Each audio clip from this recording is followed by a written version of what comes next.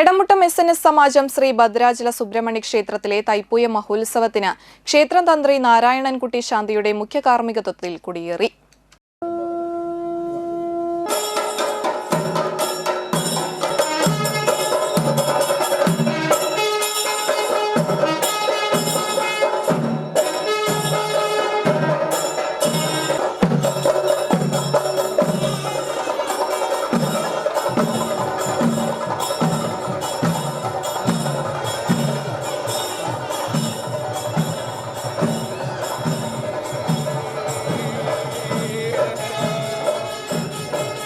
आपोहिष्ठामयो भुवस्थान ऊर्जे ददातन महेरणाय चक्षसे यो वशिवतमोरसस्तस्य भाजय देहन कुशगीरिवमातर तस्मा अरङ्गमामवो यस्य क्षयाय जिन्वद आपो जनयथादन शन्नो देवीरभिष्टय आपो भवन्तु वीदये शम्योरभिस्रवन्तु न ईशानां वाक्यानां शयन्ति चर्षणीनाम् आहो याचामि भेषजम् अप्सु मे सोमो अब्रवीदन्तर्विश्वानि भेषजम् अग्निञ्च विश्वशम्भुवम् आवप्रणीत भेषजम् वरूदं तन्मे मम क्षोक्ष सूर्यं दृशे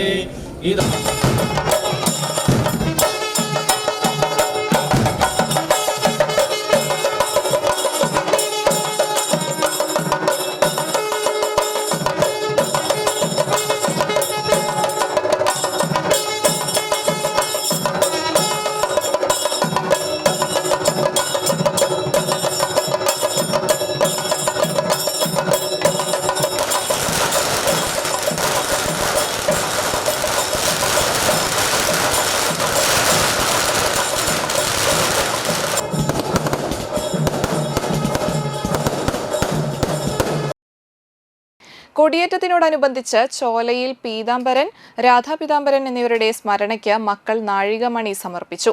തൈപ്പൂയ മഹോത്സവത്തിനോടനുബന്ധിച്ച് മധുശക്തി ധരപണിക്കർ കലവറ സമർപ്പണം നടത്തി.